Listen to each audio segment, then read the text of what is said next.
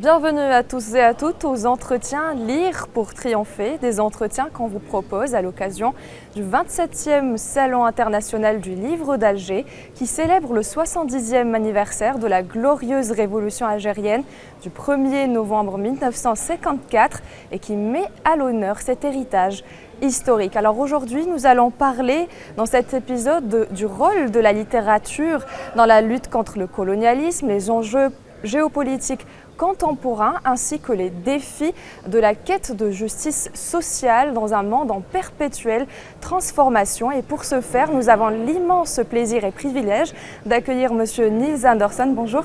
Bonjour. Merci d'avoir accepté notre invitation. C'est moi qui vous remercie. Merci beaucoup. Alors vous avez consacré une grande partie de votre vie à la résistance contre le colonialisme. Vous avez aussi été témoin de la manière dont la guerre d'Algérie a marqué l'histoire, non seulement politiquement mais aussi culturellement. Donc selon vous, quel impact la guerre de l'Algérie a eu sur la littérature mondiale et dans le monde arabe aussi? Alors, je peux surtout parler de la littérature mondiale. Je crois que la littérature algérienne, d'abord, dès les années 40, 50, et avant, mais surtout à partir des années 40-50, il y a eu un bon nombre d'auteurs algériens qui se sont imposés en France et auprès des écrivains et des éditeurs français, ce qui n'est pas facile. Les éditeurs français sont très francophiles et franco-centristes. Et donc, mais il y a Mamari, il y a Kateb Yassine, il y a Malek Haddad et beaucoup d'autres qui ont, à ce moment-là, effectivement, pris une place, et une place importante, qui a été une contribution à la lutte de libération. Même si c'était de la littérature, des romans, ils ont été des éléments de la lutte de libération par ce qu'ils faisaient connaître de l'Algérie, parce qu'ils faisaient connaître. Il y a eu un petit livre qui s'appelait La complainte du arabe dans la Casbah, qui était un poème absolument extraordinaire. Tout cela a eu son écho pour faire comprendre ce qu'était la colonisation, le système colonial, et puis ensuite, bien sûr, avec la guerre, la répression et tout ce que ça consistait. Donc la place de l'écrivain algérien a été importante, a été une contribution à la lutte de libération. Donc justement, le SILA, il met en avant ces écritures-là, ces auteurs qui sont engagés, les œuvres qui ont marqué l'histoire littéraire. Vous-même, vous avez activement soutenu des auteurs algériens en exil et des écrivains engagés durant la guerre d'Algérie. Donc quel rôle la littérature a joué dans la lutte contre l'oppression coloniale et comment avez-vous vu son pouvoir de résistance se développer au fil du temps? Voilà, alors je crois qu'on a esquissé le rôle de la littérature et du roman et de la poésie algérienne dans cette phase initiale. Ensuite, le livre, le papier. On est dans un contexte totalement différent aujourd'hui, mais à l'époque, le moyen d'information, de lire, était le papier, et la télévision était embryonnaire, et tous les moyens de communication réseau qu'on a aujourd'hui n'existaient pas, bien sûr. Donc le papier, le livre, était un élément fondamental d'information et de connaissance. Alors, je crois que, après le rôle directement de l'écrivain de littérature, le livre a joué un rôle essentiel, et ça, dans le cours de la Révolution, un rôle que le FLN a compris, c'est-à-dire au-delà de la lutte de armée et libération qui était la première, au-delà de l'action qui était menée dans les domaines diplomatiques et politiques, ils ont accordé une grande importance à l'information. Et finalement, le rôle principal de l'écriture a été des livres de dénonciation, principalement de la torture, mais tous les moyens de répression. Et je crois que et auquel les écrivains ont participé. J'ai édité moi-même un livre qui s'appelle La Pacification, qui est un livre qui a été conçu par la Fédération de France du FLN, qui montre tous les aspects de la répression, pas seulement la torture, mais les camps de regroupement, les napalms, les bombardements, les mèches à raser, les enfumades, etc. Ce livre, qui est un livre de documents, hein, de témoignages et de documents, c'est un livre politique essentiellement, a été préfacé par Afid Karaman, mais la facture du livre, les chapitres et l'organisation du livre a été faite par Kateb Yassine. Donc là aussi, il y a une implication des écrivains dans le travail politique direct auquel ils étaient étroitement mêlés. Voilà. Alors votre engagement dans les causes anticoloniales dès les années 1950 en soutenant des œuvres censurées comme la cause de d'Henri Alec relève d'une mission morale? J'ai découvert la question coloniale d'abord, et c'était la question coloniale et le droit à la justice de l'indépendance et de se libérer du colonialisme des peuples qu'il était. Donc ça a été ma conviction première, hein. Ça c'est ce qui était mon engagement. Il y avait eu déjà avant le Vietnam, et il y avait d'autres peuples, mais surtout le Vietnam. Et puis, bien sûr, l'Algérie qui est un élément déterminant. D'abord, l'Algérie était proche de l'Europe. Ensuite, il y avait une forte émigration algérienne en France. Donc, quand j'habitais la Suisse, mais on était géographiquement et politiquement impliqués. Donc, d'abord, c'est un engagement anticolonial et, disons, idéologique à ce moment-là.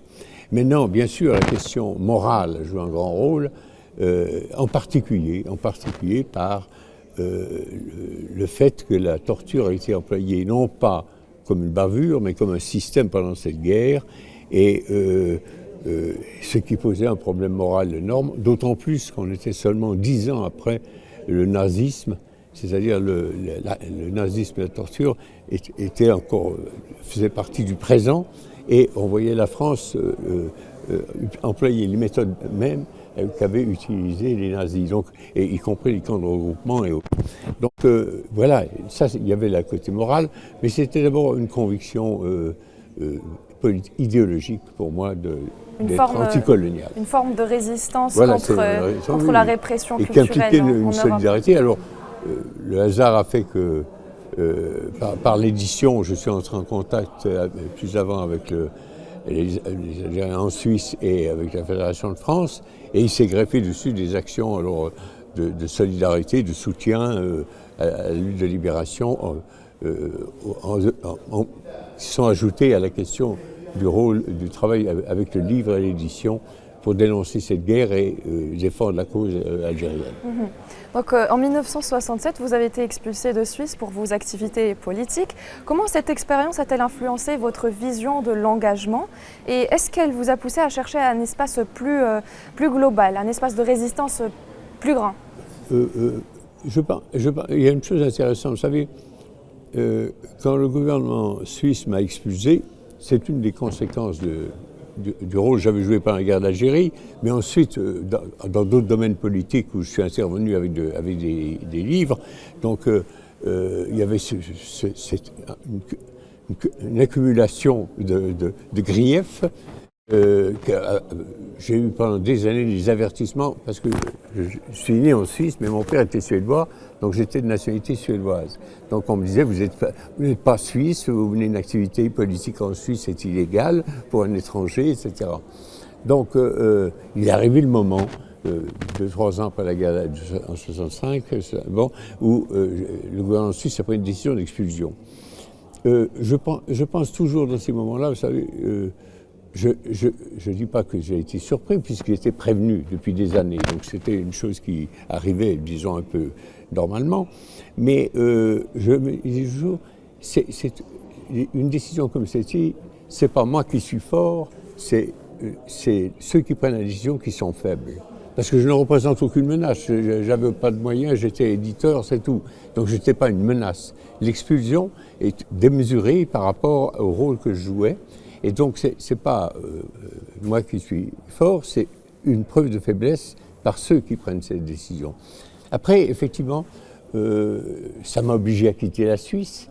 Et Et je pense que c'est un enrichissement, justement par la connaissance d'autres peuples, d'autres luttes, d'autres, etc. Mais quand même, le fondement de mon engagement, c'est la lutte du peuple algérien. C'est là où j'ai fait mon école de vie, c'est avec le peuple algérien. D'accord. Donc après avoir vécu en Albanie, en Suède, avant Oui. de revenir à Paris, quelle importance attribuez-vous à l'internationalisme de votre parcours politique et littéraire? Je pense que tous les peuples ont intérêt à élargir leur champ finalement, il n'y a rien de pire que ce que l'on constate aujourd'hui en Europe et en France en particulier, c'est concret, avec le rejet de l'autre, ou la peur de l'autre, ce qui est sous une forme plus ou moins ouverte, toujours du racisme. Enfin, l'autre est différent, l'autre n'est pas le même, et on en a peur. La littérature est un moyen quand même de connaître l'autre. Donc en ceci, elle joue un rôle éminent. Mais ce sont des cycles. Hein. Nous sommes dans un cycle actuellement où finalement la fermeture et le rejet est priorité. Il est aujourd'hui je dis aujourd'hui, il est plus important qu'il y a 30 ou 40 ans. Le rejet aujourd'hui que l'on constate en Europe dans des populations à l'égard du monde arabe, par exemple, ou du monde musulman, ou d'autres lieux, le Palestinien est un exemple frappant concrètement aujourd'hui. Ce rejet est encore plus agressif qu'il n'était au temps de l'Algérie. Plus agressif. Hein. Bien sûr que l'Algérien était alors le melon, c'était un félaga, c'était tous les mots qu'on employait, mais il y avait le racisme colonial, il y avait tout. Mais je trouve qu'aujourd'hui, en France et en Europe, la brutalité, la façon dont on laisse le peuple palestinien se faire massacrer, on parle de solidarité qu'il y a eu. Il ne faut pas imaginer que le peuple français était solidaire avec le peuple algérien, c'est pas ça. Mais il y a eu beaucoup de Français qui sont engagés concrètement, qui ont pris des risques, qui ont été condamnés à des années de prison, même s'ils n'ont pas été torturés, comme l'étaient les Algériens, mais ils ont pris des engagements. Aujourd'hui, bien sûr, il y a des solidarités, mais l'indifférence et la haine sont plus fortes qu'ils n'étaient à l'époque. Donc aujourd'hui, on parle de solidarité internationale. Est-ce qu'elle peut jouer un rôle significatif aux défis actuels, notamment avec le génocide à Gaza? Les silences sont effrayants. Alors, silence des gouvernements d'abord, moins des peuples, moins des opinions publiques, mais quand même dans les opinions publiques, on peut parler d'un silence. Il y a des jeunes, il y a des gens qui se mobilisent, qui manifestent, qui font les choses, mais par rapport à l'ampleur du génocide, puisqu'il s'agit d'un génocide très clairement, on peut selon les conventions de Genève qui qualifient le génocide, il y a génocide à Gaza et peut-être demain au Liban également. Donc les opinions publiques et les gouvernements ont une responsabilité énorme. Je pense que c'est une tâche qui restera indélébile dans l'histoire du monde occidental, du monde des européens, l'absence de réaction, l'absence d'humanité, parce que c'est simplement ça, c'est pas à l'égard de ce que subit aujourd'hui le peuple palestinien. Mais il faut souligner aussi, même si ça n'a pas été dans des conditions différentes, combien le peuple algérien, pendant 8 ans, c'est long, 8 ans de guerre, c'est pas un petit temps. La guerre mondiale a duré 5 ans, et la guerre d'Algérie a duré 8 ans. Eh bien, là, il faut quand même rendre mémoire et toujours avoir l'esprit, combien l'esprit de sacrifice à ce moment-là du peuple algérien était grand, et combien il est resté irréductible, quelle que soit la répression, quels que soient les moyens mis en place par l'armée, par l'État français, par tout ça, eh bien, il n'a pas cédé. Et ça, je vous assure que mois après mois, année après année, je l'ai vécu un peu, ça a été absolument admirable, admirable. Donc, dans le contexte des changements géopolitiques et de l'émergence de nouvelles puissances aujourd'hui, pensez-vous que l'Occident suit toujours la même trajectoire de déclin que vous avez d'ailleurs décrite dans votre livre Mémoire éclatée ? C'est une question fondamentale aujourd'hui. C'est la question fondamentale. Là, je vous rejoins absolument. Je crois que on est entré dans un autre monde parce que oui, il y a eu Bandung, oui, il y a eu ce qu'on appelait le tiers-monde. Mais Bandung et le tiers-monde ont joué un rôle énorme, ont contribué énormément à l'indépendance de beaucoup de peuples, dont celle du peuple algérien.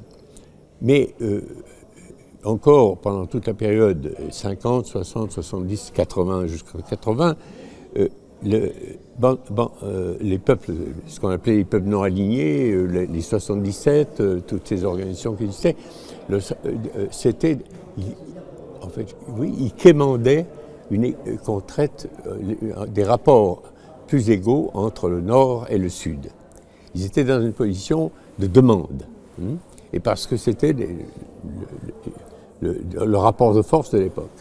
Aujourd'hui, nous n'avons plus ce même rapport de force. On ne parle plus de tiers-monde, on parle plutôt de Global Sud. Et on s'aperçoit que le Global Sud est parfaitement en mesure de tenir tête. Il ne demande plus, il ne quémande plus une égalité des rapports de force, mais au contraire, il demande un rapport d'égal à égal avec les puissances occidentales, avec que ce soit européennes ou les États-Unis ou autres. Ils sont en position de se mettre en position d'égalité. Ils ne sont plus dans la demande, ils sont en mesure d'imposer. On peut prendre un exemple, mais il y a 30 ans, si on prend l'exemple de l'Ukraine et de la Russie, si les mesures économiques prises contre la Russie depuis 2 ans, la Russie aurait été asphyxiée. Aujourd'hui, la Russie a pu s'appuyer sur l'économie du Global Sud, sur les systèmes financiers du Global Sud, sur tout ça. Et c'est au contraire l'Europe qui subit les conséquences des mesures prises par les Européens eux-mêmes, les Occidentaux eux-mêmes, plus que la Russie n'en subit. Donc ça montre bien que là, il y a une inversion totale de rapport de force. On n'est plus dans le Bandung, le tiers-monde qui demande, on est dans un rapport Global Sud qui change complètement la face du monde et qui met la situation occidentale dans une situation effectivement d'affaissement et qui n'est pas un moment historique qui est inéluctable et qui ira s'approfondissant. Et c'est une des raisons pour lesquelles il y a ces sentiments aujourd'hui de crainte et de peur en Europe. Il ne leur suffit plus de baisser le doigt. Prenons un dernier exemple. Vous avez le Burkina Faso et le Niger, qui sont des pays extrêmement pauvres, c'est-à-dire sans moyens, sans une armée. Ils demandent à la France, il faut partir, la France part. Elle ne serait pas partie il y a 20 ans. Eh bien aujourd'hui, oui. Alors malgré un renouveau des discours décoloniaux à travers des mouvements comme Black Lives Matter, l'impérialisme et le néocolonialisme restent omniprésents aujourd'hui ? Oui, non, il faut pas. L'impérialisme est fort. Il ne faut pas croire que c'est une lutte politique, c'est une lutte économique, c'est une lutte idéologique aussi, parce que l'idéologie impérialiste est extrêmement active. Les moyens qu'ils ont,